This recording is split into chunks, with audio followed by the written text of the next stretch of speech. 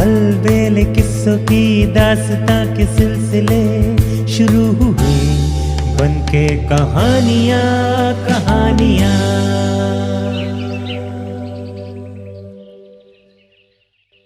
आइए सुनते हैं आज की कहानी, विश्वास का मूल्य।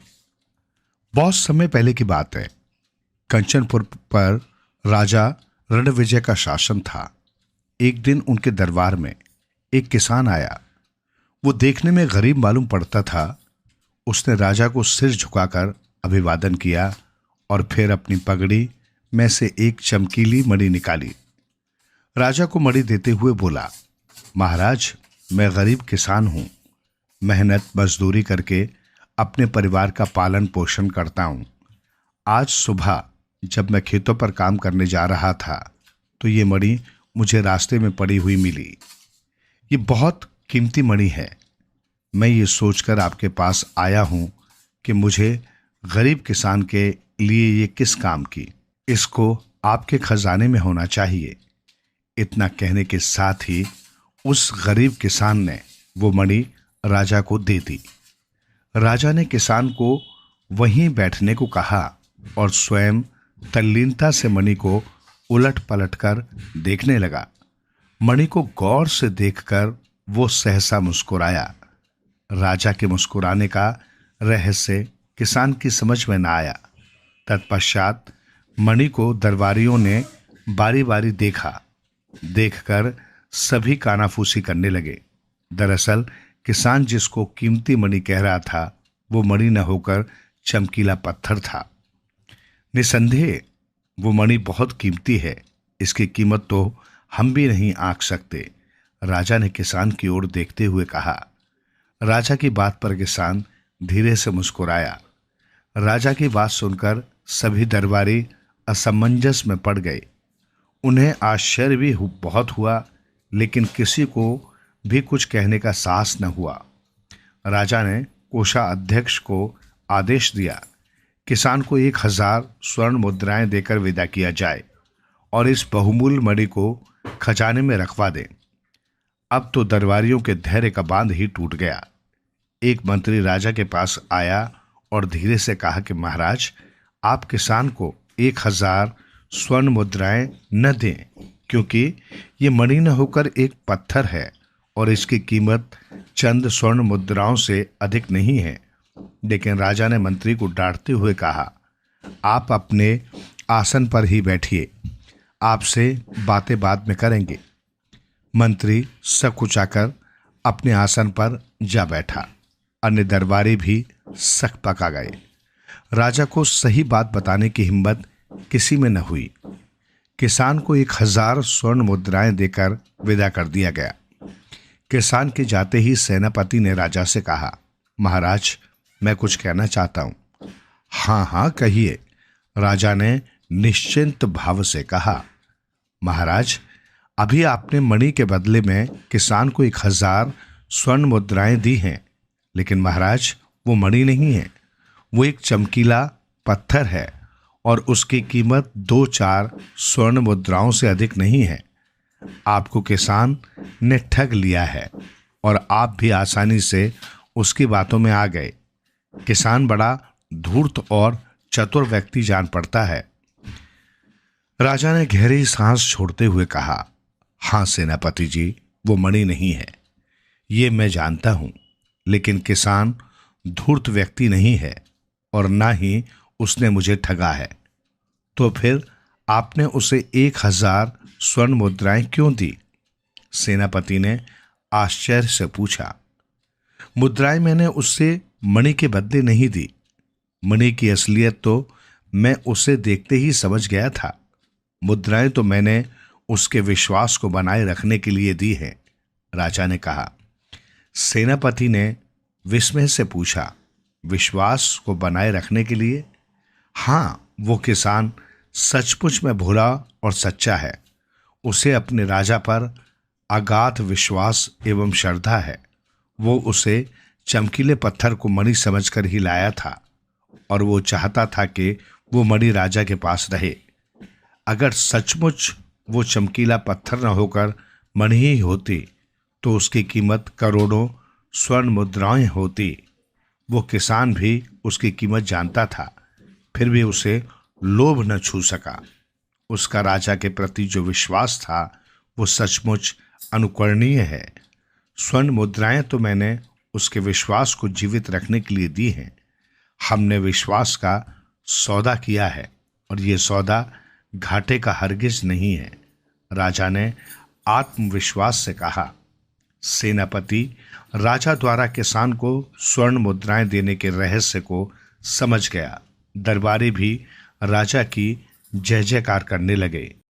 आइए सुनते हैं आज की कहानी, सच्ची शिक्षा। एक समय की बात है, किसी जंगल में एक साधु महात्मा का आश्रम था। जंगल के बीचों बीच आश्रम बहुत ही रमणीय एवं मन को शांति प्रदान करने वाला था। साधु महात्मा उस आश्रम में अपने शिष्यों को विविध विषय आदि पर शिक्षा प्रदान किया करते थे। सभी विद्यार्थी उन साधु महात्मा की बहुत इज्जत करते थे एवं उन महात्मा की चर्चा दूर दूर के राज्यों में होती थी। एक दिन दो युवक उन महात्मा के पास आए और उनका शिष्य बनने की इच्छा व्यक्त की। युवक अच्छे कुल और परिवार से थे और वो दोनों भी उन महात्मा की चर्चा सुनकर उनसे शिक्षा प्राप्त करने हेतु आश्रम पहुंचे थे। महात्मा ने सोचा कि इन्हें शिष्य के रूप में स्वीकार करने से पहले इनकी छोटी सी कसौटी की जाए, और उन्होंने उन दोनों से आश्रम के एक कमरे में रखे दो मिट्टी के कबूतर लाने को कहा। दोनों कबूतर बहुत ही सुंदर थे तथा उन पर विशिष्ट प्रकार की कलाकृति की गई थी, जिससे वे बेहद चमक रहे थे। महात्मा ने एक एक कबूतर दोनों युवकों के हाथ में दिए और उनसे कहा कि आपको आपके हाथ में दिए हुए कबूतर की गर्दन तोड़नी है। युवकों को लगा ये तो बहुत ही सरल काम है और इससे क्या शिक्षा हासिल होगी और इससे गुरुजी क्या कसौटी करेंगे, किंतु गुरुजी ने उनके सामने एक शर्त रखी। महात्मा ने कहा कि आपको इन कबूतरों की गर्दन तभी तोड़नी है जब आपको कोई देख न रहा हो। स्मरण रहे, यदि आपको इनकी गर्दन तोड़ते हुए किसी ने देख लिया तो आप परीक्षा में निष्फल हो जाओगे। जैसे ही आप गर्दन तोड़ लो, मेरे पास आप चले आना। दोनों युवकों को लगा ये तो बहुत ही सीधा साधा और सरल काम है और दोनों आश्रम से बाहर की ओर चल पड़े।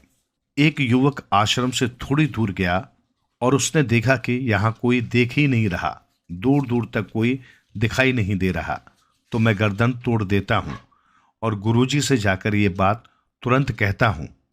दूसरा युवक हाथ में उस कबूतर की कलाकृति को लिए दूर जंगल में चला गया। जब वो एक घने जंगल में पहुंच गया तो एक पेड़ के नीचे बैठा और कबूतर की गर्दन तोड़ने का फैसला लिया। किंतु जैसे ही वो गर्दन तोड़ने वाला था, उसकी नजर उस पेड़ पर बैठे एक पक्षी पर पड़ी। तो उसने सोचा कि अगर मैं यहां गर्दन तोड़ दूंगा तो ये पक्षी मुझे देख रहा है, मुझे कोई और तरीका अपनाना होगा। कुछ विचार करने के बाद वो युवक पास की झाड़ियों में जाकर छिप गया। उसे लगा इन झाड़ियों में मुझे कोई नहीं देखेगा और मैं गुरुजी का दिया हुआ काम पूरा कर पाऊंगा। किंतु उसने देखा कि झाड़ियों में छोटे छोटे कीट पतंगे और मक्खियां थी, तो वो भी उसे देख रही हैं। ये सोचकर वो झाड़ियों में भी कबूतर की गर्दन नहीं तोड़ पाया। कुछ समय विचार करने के पश्चात उसे एक उपाय सूझा। उसने एक गड्ढा खोदा और उस गड्ढे में बैठ गया। अब उसे लगा कि मुझे कोई नहीं देख रहा है, तो उसने उस कबूतर की कलाकृति की गर्दन तोड़ने का फैसला किया। किंतु उसे एक विचार आया कि अगर मैं इस कलाकृति की गर्दन तोड़ दूंगा तो इस कलाकृति में जो आंखें बनी हैं वो मुझे देख रही हैं, और यही सोचकर उसने उस कलाकृति पर एक कपड़ा डाल दिया। और जैसे ही वो उसकी गर्दन तोड़ने को हुआ, उसे एक और ख्याल आया कि मेरी आंखें तो मुझे देख रही हैं इस कबूतर की गर्दन तोड़ते हुए, तो उसने अपनी आंखें बंद कर ली।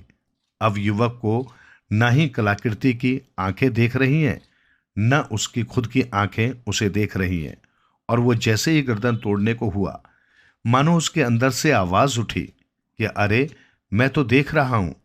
और वो आवाज उसके हृदय की थी कि मैं तो देख रहा हूं। अब वो युवक पूर्णतः समझ गया कि गुरुजी की कसौटी किस शिक्षा की तरफ इशारा कर रही है।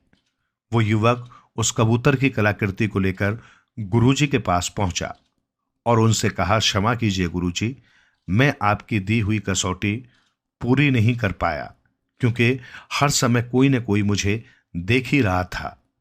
अंत में मुझे आभास हुआ कि अगर बाहरी दुनिया मुझे नहीं देख रही तो मेरे भीतर बैठी हुई अंतरात्मा तो मुझे हमेशा देख रही है।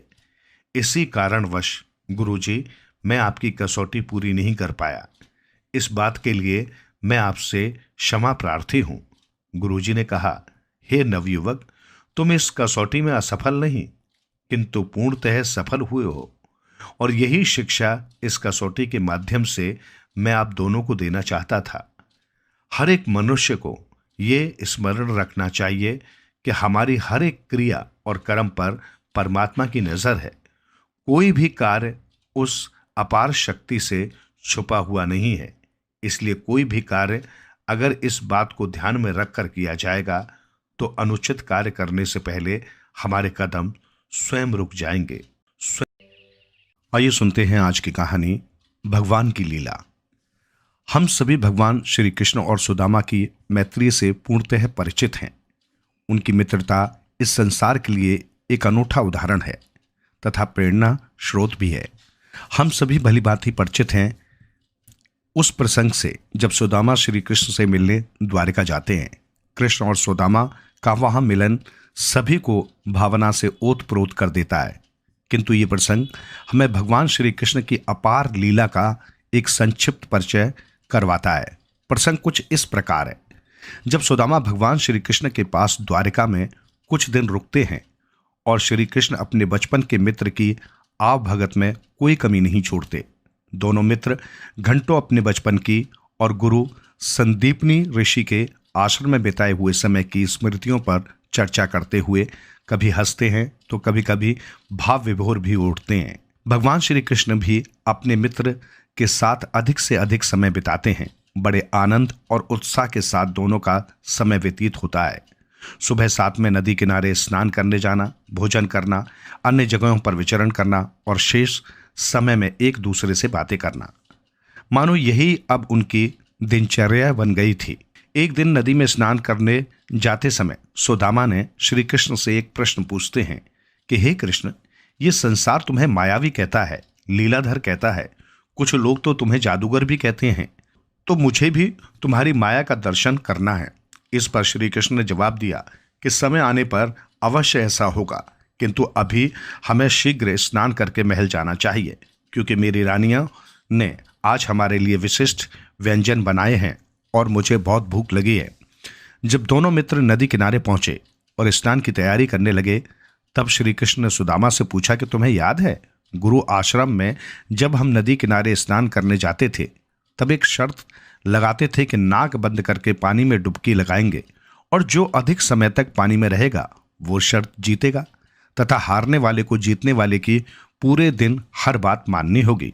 तुझे याद है या तू भूल गया? इस पर सुदामा ने उत्तर दिया, कैसी बात कर रहे हो कृष्ण, मैं आज भी सुबह अपने गांव में नदी में स्नान करने जाता हूं और यदि हम शर्त लगाएंगे तो मुझे विश्वास है कि मैं शर्त जीत लूंगा। इस पर दोनों ने शर्त लगाई कि नाक बंद करके दोनों एक साथ पानी में डुबकी लगाएंगे और जो अधिक समय तक पानी में रहेगा वही विजेता होगा।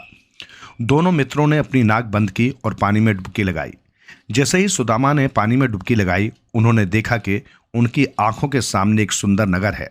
उस नगर में लोग नाच रहे हैं, इधर उधर भाग रहे हैं तथा एक हाथी है जिसकी सूंड में तांबे का कलश है। सभी उस हाथी के आसपास मंडरा रहे हैं। सुदामा जी बाहर निकल कर गए और किसी से पूछा कि ये सब क्या चल रहा है।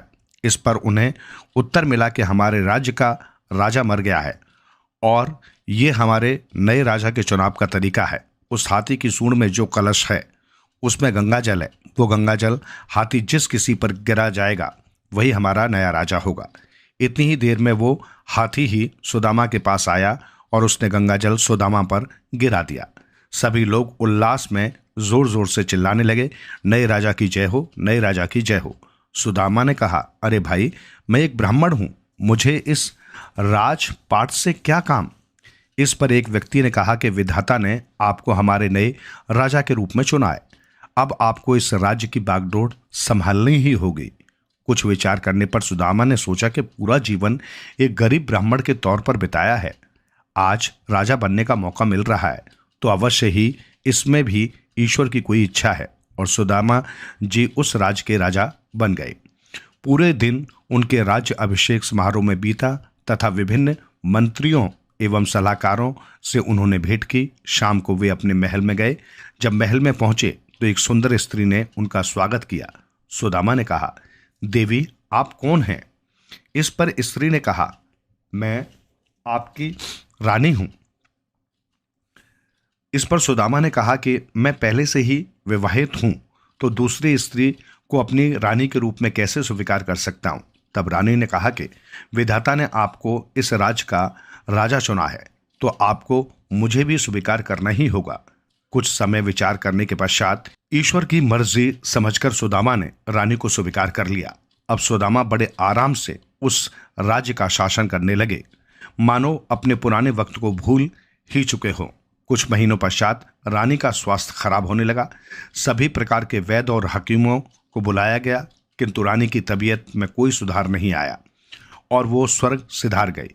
जब रानी के अंतिम संस्कार की तैयारी होने लगी तब सुदामा के राज्य का प्रधानमंत्री उनके पास आया और बोला, महाराज, हमारे राज्य का एक रिवाज है, जब रानी मर जाती है तो राजा को उसके साथ सता होना पड़ता है। सुदामा ने कहा, यह कैसा रिवाज है? मैं इस रिवाज को नहीं मानता। मंत्री ने कहा, महाराज, आपको हमारे राजा बनने का रिवाज पसंद आया था और आप राजा बने, अब ये रिवाज भी आपको निभाना होगा। सुदामा बहुत घबराए और वहां से भागने लगे। मंत्री के कहने पर सिपाहियों ने उन्हें पकड़ा। 2 सिपाहियों ने हाथ पकड़े और 2 सिपाहियों ने पैर तथा रानी की जलती चिता के सामने 1, 2, 3 करके उन्हें जलती चिता में फेंका। सुदामा जोर से चिल्लाने लगे, कृष्ण बचाओ, और एकदम से पानी से बाहर निकले। अत्यंत घबराए हुए और लाल मुख से उन्होंने श्री कृष्ण की तरफ देखा, जो स्नान कर चुके थे और एक वस्त्र से अपना शरीर सुखा रहे थे। सुदामा को देखकर उन्होंने कहा कि कितनी देर से तुम नदी में थे? मैं मानता हूं कि मैं शर्त हार गया, अब जल्दी चलो, मेरी रानियां भोजन पर हमारा इंतजार कर रही होंगी। सुदामा ने हाथ जोड़कर पूछा, हे कृष्ण, ये सब क्या था? इस पर एक हल्की सी मुस्कान के साथ श्री कृष्ण ने उत्तर दिया कि अभी थोड़ी देर पहले ही तुमने कहा था ना, मुझे तुम्हारी माया के दर्शन करने हैं, तो मैंने तुम्हें थोड़े से दर्शन करवा दिए। कभी और वक्त मिलेगा तो पूरा दर्शन करवा दूंगा, किंतु अभी हमें चलना चाहिए। सुदामा जी आश्चर्यचकित मुद्रा में नदी में खड़े रह गए और श्री कृष्ण को प्रणाम करते हुए कहा, आपकी लीला का कोई पार नहीं है। धन्य हैं आप और धन्य हूं मैं, जिसके पास आप जैसा मित्र है। आइए सुनते हैं आज की कहानी, अनोखा दहेज। बहुत समय पहले की बात है। किसी नगर में शेर सिंह नामक एक बहादुर राजपूत रहता था। अपनी जिंदगी में उसने अनेक लड़ाइयों में अपने जौहर दिखलाए थे और कई युद्ध भी जीते। अब उसका अंतिम समय निकट आ गया था और वो मौत की आखिरी घड़ियां गिन रहा था। उसके बेटे अजय सिंह और अजीत सिंह उसके बिस्तर के पास खड़े थे। कुछ दिनों पश्चात शेर सिंह चल बसा। सारी जिम्मेदारी अजय सिंह के ऊपर आ गई। अजय सिंह अपने छोटे भाई अजीत सिंह को बहुत चाहता था। उसे अपने भाई पर गर्व था, मगर अजय की पत्नी अजीत को उतना पसंद नहीं करती थी। उसका विचार था कि अजीत को खेती के काम में अजय की मदद करनी चाहिए। वो सोचती कि सारा काम उसके पति को ही क्यों करना पड़े। एक दिन अजीत सिंह लौटकर घर आया और भाभी से खाना मांगने लगा। उसकी भाभी ने चिल्लाकर कहा, रसोई में जाकर निकाल क्यों नहीं लेते? तुम्हारे सारे काम मैं ही क्यों करती फिरूं? अजीत ने कुछ जवाब नहीं दिया। वो चुपचाप रसोई घर में गया और खाना निकालकर अकेले ही खाने बैठ गया। उस दिन उसकी भाभी ने उसके खाने में जानबूझकर नमक नहीं डाला था। जो ही उसने पहला कौर मुंह में रखा, मुंह का स्वाद बिगड़ गया। अजीत ने पूछा, क्यों भाभी, क्या कारण है जो आज आपने खाने में नमक ही नहीं डाला? कितना बेस्वाद लग रहा है। मैं कोई तुम्हारी रसोइया हूं? अगर तुम्हें नमक डाला हुआ सुस्वाद खाना चाहिए तो जाकर सांभर की राजकुमारी से शादी क्यों नहीं कर लेते? उसकी भाभी ने जवाब दिया। अजीत सिंह ने कहा, तो आप ये चाहती हैं? अच्छी बात है, मैं ऐसा ही करने जा रहा हूं। मैं सौगंध लेता हूं कि सांभर की राजकुमारी से शादी करने के बाद ही घर लौटूंगा। राजमहल में पहुंचकर उसने राजा से निवेदन किया, महाराज, मैं आपके दरबार में नौकरी करने आया हूं। राजा ने अजीत सिंह की ओर देखा। अजीत सुंदर, सुडौल और ताकतवर नवयुवक था। राजा को एक ही नजर में भा गया। अजीत के बोलने चालने का ढंग भी सभ्य और शिष्ट था। राजा ने उसे अपना अंगरक्षक नियुक्त कर लिया और रहने के लिए महल के पास ही एक मकान भी दे दिया। नौकरी पाकर अजीत बहुत प्रसन्न था। एक दिन सांभर का राजा ढेर सारे लोगों को साथ लेकर शिकार खेलने निकला। घोड़े पर सवार वो इतनी तेजी से चला कि अजीत सिंह के अलावा और कोई भी उसके साथ न दे सका। राजा और अजीत तरह तरह के जानवरों का पीछा करते हुए जंगल में बहुत दूर निकल गए। अब तक राजा बहुत थक गया था। वो सुस्ताने के लिए एक पेड़ के नीचे बैठ गया। थोड़ी ही देर में उसे नींद आ गई। जंगल में बहुत से खतरनाक जंगली जानवर थे, इसलिए अजीत सिंह तलवार म्यान से निकालकर राजा की पहरेदारी करने लगा। अचानक सामने की झाड़ियों में से एक चीता निकला। राजा की नींद खुल गई। वो उठकर बैठ ही रहा था कि चीते ने उसकी ओर छलांग लगा दी, मगर अजीत सिंह बला की फुर्ती से झपटा और चीते से भिड़ गया। दोनों जान की बाजी लगाकर लड़ने लगे। थोड़ी देर की भयानक लड़ाई के बाद अजीत सिंह ने चीते को मार गिराया, लेकिन उसके मरते ही खुद बेहोश होकर जमीन पर गिर पड़ा। कई दिन तक अजीत की हालत में कोई सुधार नहीं हुआ। लोग ये सोचने लगे कि वो बचेगा नहीं। राजा रानी उसे बहुत चाहने लगे थे। उन्हें अजीत सिंह की बड़ी चिंता थी। उनके अलावा राजकुमारी को भी उसकी उतनी ही फिक्र होने लगी थी, क्योंकि इतने दिनों में उसे भी अजीत से प्यार हो गया था। कुछ दिन बाद अजीत स्वस्थ हो गया। चारों ओर खुशी की लहर सी दौड़ गई। एक दिन राजा ने अजीत सिंह को अपने पास बुलाकर कहा, अजीत, मुझे बचाने के लिए तुमने अपनी जिंदगी की बाजी लगा दी। इसके लिए मैं तुम्हें किस तरह धन्यवाद दूं, समझ में नहीं आता। अजीत ने जवाब दिया, महाराज, मैंने तो अपना कर्तव्य निभाया है। मैं तो भविष्य में भी खुशी से ऐसा करने को तैयार हूं। अपने बहादुर अंगरक्षक की बात से राजा बहुत प्रसन्न हुआ। वे बोले, तुम्हें ये जताने को कि मैं और महारानी तुम्हें कितना चाहते हैं, हमें सिर्फ एक ही उपाय नजर आता है कि हम तुम्हारे साथ राजकुमारी की शादी कर दें। क्या तुम्हें ये मंजूर होगा? महाराज, ये मेरे लिए बड़े सम्मान की बात है। आपकी इस कृपा के लिए मैं आपका बहुत आभारी हूँ। राजकुमारी से विवाह करना मेरे लिए सौभाग्य की बात होगी, अजीत सिंह ने जवाब दिया। मगर तभी अजीत सिंह ने राजा के पास आकर एक विचित्र निवेदन किया, महाराज, मुझे सोना, चांदी और आभूषण कुछ नहीं चाहिए। दहेज में मैं सिर्फ एक चीज चाहता हूं। क्या चीज चाहते हो? राजा ने चकित होकर पूछा। अजीत सिंह ने उत्तर दिया, महाराज, अगर आप मुझे सांभर नामक से लदे हुए 100 ऊंट दहेज में दे दें तो आपका बड़ा ही आभार मानूंगा।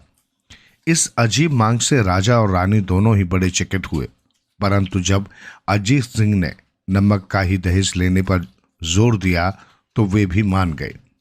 अजीत सिंह को घर छोड़े कई वर्ष बीत चुके थे।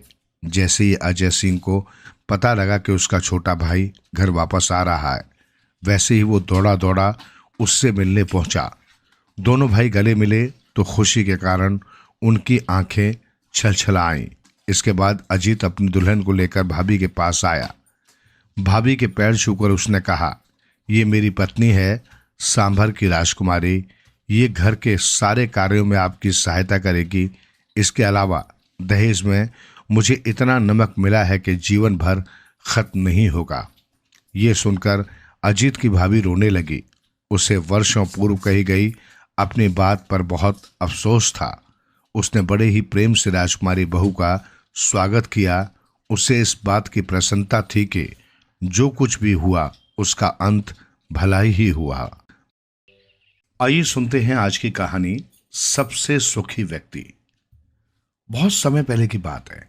जयनगर राज्य में राजा विक्रम सिंह शासन करता था। राजा को धन दौलत की कोई कमी नहीं थी। खजाना स्वर्ण मुद्राओं से भरा पड़ा था। बहुत ही सुंदर और आलीशान महल था। परंतु ये सब होने के बावजूद भी राजा प्रसन्न नहीं था। उसने प्रसन्न रहने के लिए सुख सुविधा की तमाम चीजें जुटाई। पुराने महल की जगह एक संगमरमर के पत्थरों से जड़ित महल बनवाया। महल में तमाम सुख सुविधाओं का प्रबंध किया। उसने पड़ोसी राज्य विक्रम नगर के राजा अजय सिंह की सुंदर पुत्री राजकुमारी सुकन्या से विवाह रचाया। परंतु राजा विक्रम सिंह के मन को शांति नहीं मिली। वो हमेशा इसी सोच में डूबा रहता था कि क्या उपाय किया जाए जिससे कि उसे शांति और सुख मिल जाए। धीरे धीरे समय बीतता रहा। समय बीतने के साथ साथ राजा विक्रम सिंह को सुखी रहने का कोई उपाय नजर नहीं आया। तो एक दिन उसने अपने दरबारियों को झिड़क दिया। वो बोला, तुम इतने लोग दरबार में बैठे हो, तुम्हें इस बात का पता क्यों नहीं है कि मैं सुखी क्यों नहीं रह पाता हूं? आप लोग कोई उपाय क्यों नहीं बताते कि मुझे क्या करना चाहिए? राजा विक्रम सिंह को गुस्से में देखकर सारे दरबारी सहम गए थे। उनमें से एक दरबारी जो बुद्धि से तेज माना जाता था ने हिम्मत कर कहा, महाराज, मेरी आपको एक सलाह है। आप जब भी कोई काम नहीं कर रहे हो तब आपको कोई खेल खेलना चाहिए। इससे आपको सुख प्राप्त होगा। इस पर राजा क्रोधित हो गया। नहीं, मैं ऐसा थका देने वाला काम नहीं कर सकता। तब एक दूसरे दरबारी ने कहा, महाराज, आपको खाली समय में नीले आकाश को निहारना चाहिए।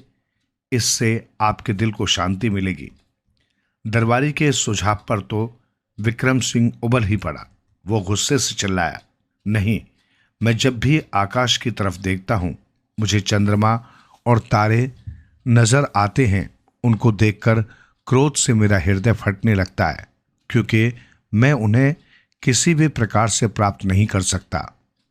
राजा का क्रोध भरा उत्तर सुनकर सब दरबारियों में मौन छा गया। जब काफी देर तक चुप्पी छाई रही तो एक बुजुर्ग दरबारी ने कहा, महाराज, संगीत के बारे में आप क्या सोचते हैं? संगीत दुखी व्यक्ति को राहत देता है। वो मनुष्य को प्रसन्न कर देता है। हम आपको प्रतिदिन उत्तम कोटि का मनोहारी संगीत सुनाएंगे।